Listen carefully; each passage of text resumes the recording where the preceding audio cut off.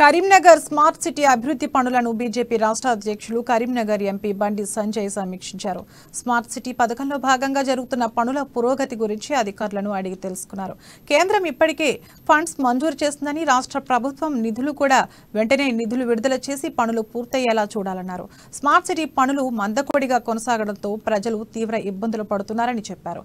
Pending పనులను వెంటనే పూర్తి చేసేలా చర్యలు చేపట్టాలన్నారు. కాగా 2017 జూన్ 23న కరీంనగర్కు స్మార్ట్ సిటీ హోదా కల్పిస్తూ కేంద్ర ప్రభుత్వం ఉత్తర్వులు జారీ చేసింది. అయినా అభివృద్ధి పనులు మాత్రం ఇంకా పూర్తి కాలేదు.